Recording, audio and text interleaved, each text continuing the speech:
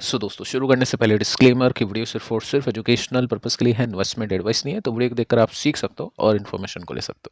बाकी से पहले एक वीडियो मैं आपको दे चुका हूं जिसमें 2026 को लेकर कुछ बड़ी अपडेट है जो हमने यहाँ पे कवर की है। साथ में 3 कंपनीज है जिनको लेकर भी काफ़ी इंपॉर्टेंट जानकारी है।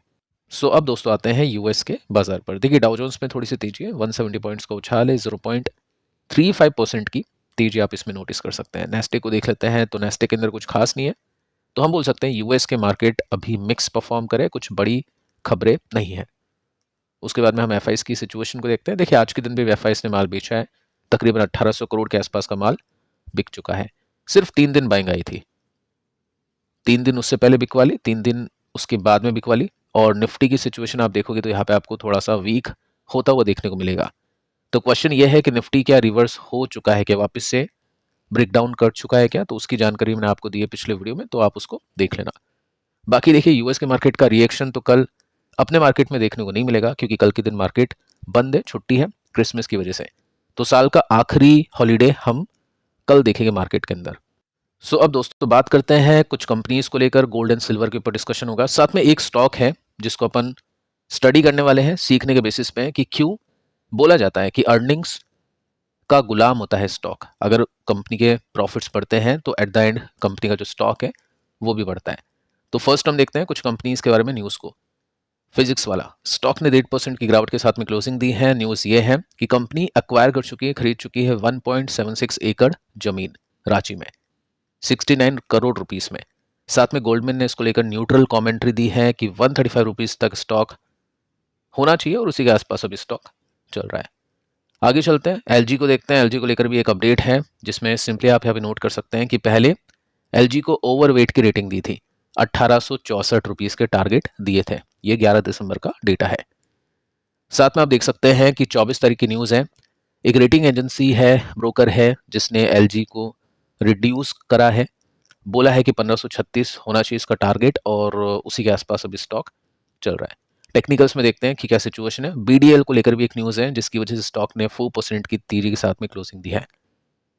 अब देखिए यहाँ पे कंप्लीट हो चुका है ट्रायल नेक्स्ट जनरेशन आकाश मिसाइल का। सो ट्रायल कंप्लीट हो चुका है, ऑब्वियस उसके बाद में ये कमर्शियल तरीके से इसको बेचेगा, एक्सपोर्ट भी हो सकता है, तो इसकी वजह से अच्छी तेजी यहाँ पे देखने को मिली है। आगे चलते हैं, डिक्सॉन के बारे में भी कुछ खबर है, उसको भी चेक कर लेते हैं। सो 1.58% की गिरावट के साथ में स्टॉक ने क्लोजिंग दी है।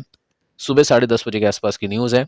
डिक्सॉन ने बताया है कि स्मार्टफोन का जो मार्केट है वो स्लो डाउन फेस करेगा नेक्स्ट ईयर, क्योंकि ग्लोबली मेमोरी चिप शॉर्टेज चल रही है, कंपोनेंट के प्राइसेस बढ़ चुके हैं, तो उसकी वजह से शॉर्टेज है। शॉर्टेज होगी तो स्मार्टफोन कैसे बनेगा? तो स्लो डाउन अगले साल आपको देखने को मिल सकता है, यह डिक्सॉन ने खुद ने बताया है। अब देखिए स्टॉक्स के ऊपर आते हैं। ये है PWL फिजिक्स वाला लिमिटेड, और इसमें हमने देखा कि लिस्टिंग इसकी ठीक ठाक हुई थी, उसके बाद में स्टॉक गिरा, सपोर्ट लिया, यहाँ पे एकदम से बाइंग आई थी, उसी लेवल पे सपोर्ट इसने लिया। तो ब्रॉडरली हम ये बोल सकते हैं कि ये सपोर्ट है और ये रेसिस्टेंस है, और इसके बीच में अगर घूमेगा स्टॉक तो उसको साइडवेज बोला जाएगा। इसके ऊपर निकल जाएगा तो ब्रेकआउट है, इसके नीचे जाएगा तो ब्रेकडाउन है। तो स्टॉक अभी ग्रेजुअली ऊपर जाने की कोशिश कर रहा है, क्योंकि आप देख सकते हैं सपोर्ट इसके ऊपर शिफ्ट कर रहे हैं। रेसिस्टेंस फिलहाल के लिए हम इसको मान सकते हैं जो कि 8% ऊपर है। तो जब तक यहाँ से ब्रेकआउट या ब्रेकडाउन नहीं होगा, जब तक हम क्लैरिटी से नहीं बोल सकते कि स्टॉक का ट्रेंड क्या है। देखते हैं इस क्वार्टर में कैसे रिजल्ट आते हैं और किस तरह से स्टॉक परफॉर्म करता है। सेकंड है LG, stock completely down trend के अंदर है। कुछ भी बताने की सिखाने की आवश्यकता नहीं है, आप खुद समझदार हो कि स्टॉक अभी किस तरह से गिर रहा है और ट्रेंड अभी काफ़ी वीक है। कंपनी अच्छी है, पैसे बने, आई थिंक इसके अंदर जीएमपी अच्छा था तो इन्वेस्टर्स के पैसे बने थे, लेकिन जो वैल्यूएशन है उस पर कंपनी सस्टेन नहीं कर पा रही है, क्योंकि वैसे नंबर्स कंपनी दे नहीं पा रही है। सो स्टॉक अभी डाउन ट्रेंड में है, देखते हैं इस क्वार्टर में कैसे नंबर्स इसके आते हैं। नेक्स्ट जो कंपनी है इसका नाम है बीडीएल। न्यूज़ अच्छी थी इस कंपनी के लिए, स्टॉक अभी यहाँ पे सपोर्ट बना रहा है, रेसिस्टेंस थोड़ा सा ऊपर है, तो इस गैप के अंदर तो फिर भी कुछ हो सकता है। यहाँ से अगर ये ब्रेकआउट करता है तब जाके एक स्विंग की एक्सपेक्टेशन कर सकते हैं। बाकी दोस्तों डिफेंस कंपनीज को लेकर थोड़ा सा एक्स्ट्रा फोकस होगा, क्योंकि बजट के अंदर इस बार बातें की जा रही हैं कि रेलवेज एंड डिफेंस दोनों को पिछले साल और पिछले से पिछले साल कुछ खास नहीं मिला, तो इस बार इनका जो बजट है ना वो इंक्रीज हो गया सकता है। सो डिफेंस के अंदर इस वजह से भी थोड़ा सा माहौल बन रहा है बाइंग का। आगे चलते हैं। ये जो कंपनी है इसका नाम है डिक्सॉन और इसका चार्ट आप देख सकते हैं किस तरह से स्टॉक परफॉर्म करा है। क्लियर कट गेन्स के बाद में स्टॉक भी नीचे गिरने लगा, सपोर्ट से भी काफ़ी ख़राब न्यूज़ आ रही है, कोई भी ट्रिगर इसको नहीं मिल पा रहा है पॉजिटिव जाने का। बाकी अभी जो न्यूज़ आपने देखी डिक्सॉन की तरफ से ही न्यूज़ आई है कि स्मार्टफोन का जो मार्केट है नेक्स्ट ईयर थोड़ा सा हल्का हो सकता है, कम हो सकता है। बाकी अगर ये उछलता है तो रेसिस्टेंस तो 50% ऊपर है, लेकिन जब तक अच्छे नंबर्स या फिर कुछ अच्छा डेटा नहीं आता है जब तक स्टॉक ऊपर नहीं जाता है नॉर्मली। अब देखिए दोस्तों, बात करते हैं सिल्वर एंड गोल्ड की। 4% की तेजी, मतलब डेली देखो इसके अंदर डेली 3-4% की तेजी बनती है, डेली इन्वेस्टर का पैसा बनता है। अब इन्वेस्टर ने जिसने भी इसमें खरीदा होगा, इन्वेस्टिंग की होगी, उनके तो काफ़ी अच्छे पैसे बन रहे हैं, लेकिन जिसके पास में नहीं है वो अब क्या सोचेगा इन्वेस्टर, उसको भी हम यहाँ पे देखते हैं। बाकी 4% की तेजी बनी है, आप देख सकते हैं पिछले एक महीने में 42% ऊपर जा चुका है। रिवर्सल यानी जो एक बॉटम बना था वहां से तो 60% चल चुका है, लेकिन एक महीने के अंदर आप क्लियर कर देख सकते हैं कुछ करने की आवश्यकता इसमें बनी नहीं। सिंपल होल्ड के इन्वेस्टर्स ने 42% के रिटर्न्स निकल गए। इसके बाद में गोल्ड को देख लेते हैं, तो गोल्ड ने कुछ खास नहीं किया और इसके भी रिटर्न्स अगर मैं दिखाऊं तो 40% के रिटर्न्स है, लेकिन एक महीने में नहीं, 6 महीने में। तो 6 महीने में जो गोल्ड ने किया वो एक महीने में सिल्वर ने कर दिया। अब इसके एक महीने के रिटर्न्स को देख लेते हैं, तो 11-12% के आसपास के रिटर्न्स गोल्ड के बने हुए हैं। सो अब दोस्तों यहाँ पे आप सिंपली नोट कर सकते हैं कि आर्टिकल में मेंशन कर रखा है, ये ग्लोबल आर्टिकल है, ठीक है। इसके अंदर यहाँ पे बताने की कोशिश की है कि silver and gold fresh high पे पहुंच चुके हैं, आगे भी चल सकते हैं, यानी ट्रेंड अभी भी इनका कमाल है। टेक्निकल्स तो ठीक है, हमने भी देखा है कि ट्रेंड काफ़ी कमाल का है। बाकी आप इनके फ्यूचर्स को देखोगे तो वो प्लस में है, यानी प्रीमियम पे है, जो कि सिग्नल करे कि यहाँ से और चल सकता है। गोल्ड की बात करें तो सेफ बैट के लिए इसको देखा जा रहा है। साथ में यहाँ पे भी आप नोट कर सकते हैं कि गोल्ड के पास में अभी भी रूम बाकी है बढ़ने का। जो यूएस के एसेट मैनेजर हैं उनकी तरफ से ऐसा बोला जा रहा है। बाकी ठीक है।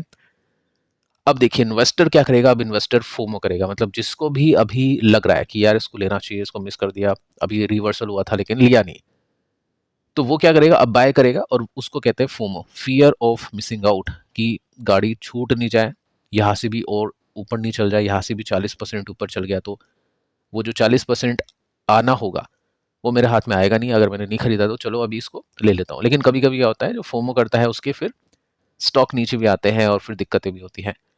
तो बेटर तो ये होता है फोमो करना ही नहीं चाहिए, और सही टाइम पर अगर स्टॉक आपको रिवर्सल दिखा रहा है, जैसे यहाँ पे हमने सिंपल से चेक किया था कि सबसे पहले जो स्ट्रैटेजी होती है जितना गिरना है उसको उतना गिरने दो, केन्स के अंदर भी अपन ये देख चुके हैं, उसके बाद में कोई रिवर्सल देखने को नहीं मिला।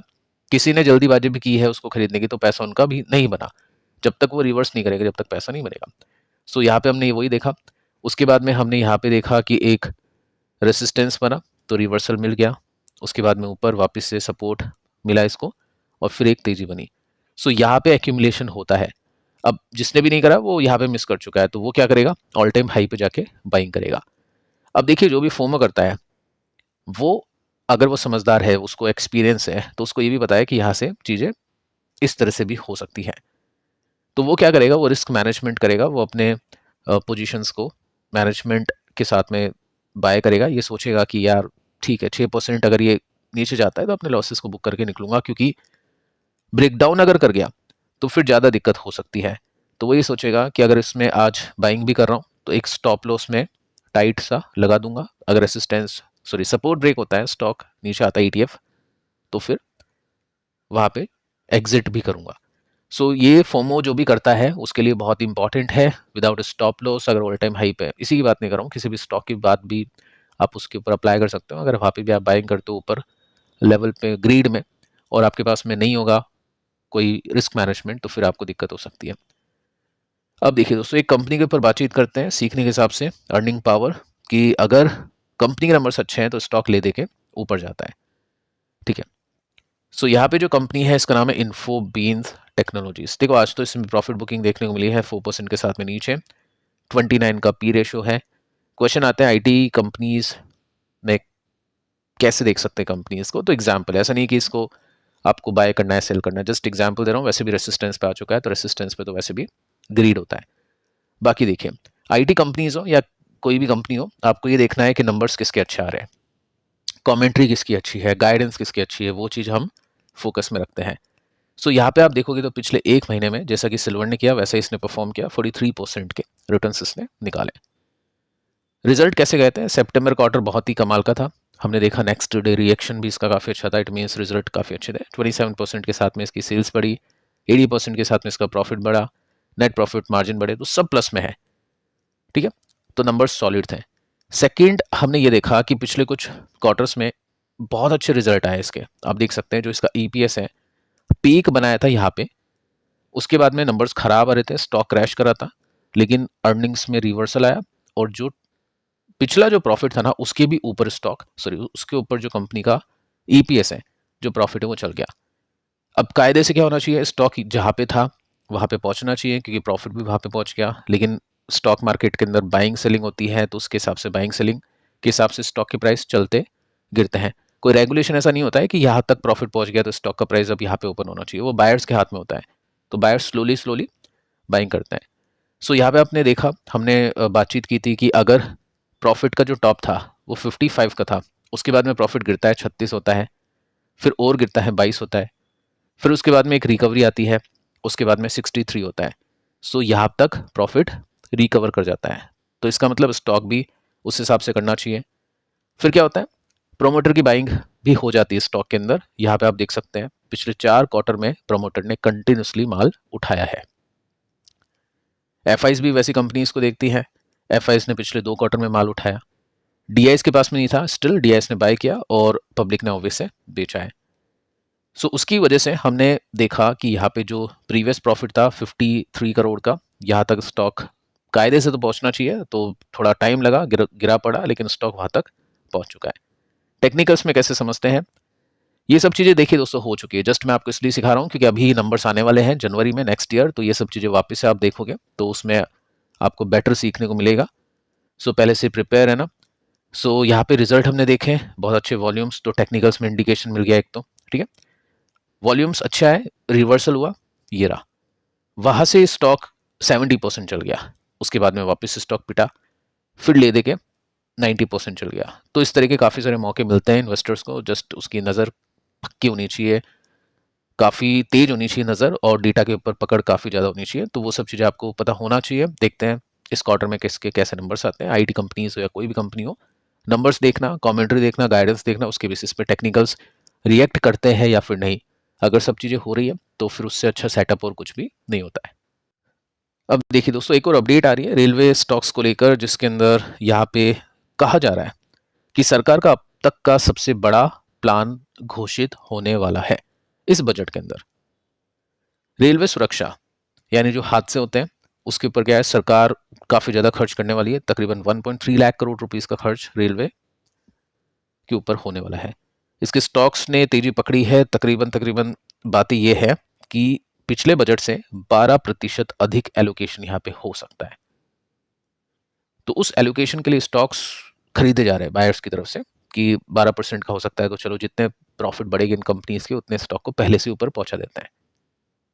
अगर बजट में ऐसा नहीं हुआ तो स्टॉक में प्रॉफिट बुकिंग होगी, अगर ऐसा हो गया तो भी प्रॉफिट बुकिंग होगी क्योंकि अल्टीमेटली फिर और कोई ट्रिगर बचेगा नहीं, लेकिन 12% से ज़्यादा अगर एलोकेट हो गया सरकार की तरफ से तो स्टॉक फिर प्रॉफिट बुकिंग नहीं होगी, फिर वहाँ से भी और चलेंगे। सो देखते हैं कि कितना बजट कैसा आता है, बाकी कंपनीज के ऊपर नज़र है, डेटा आप देख रहे हो तो अच्छी बात है। और सेक्टर की बात करें तो टोटल सेक्टर का ईटीएफ भी अवेलेबल है, आज तो कुछ खास इसने किया नहीं है, लेकिन टेक्निकल्स हमने पिछले 2-3 दिन के वीडियोस में देखे थे, अगर आपने नहीं देखा तो आप वीडियोस को देखना, काफ़ी इंटरेस्टिंग पैटर्न यहाँ पे भी बन रहा है। सो फिलहाल दोस्तों इस वीडियो में इतना ही, पिछले वीडियो को आप देख लेना, मिलते हैं कल, तब तक के लिए शुभ रात्रि।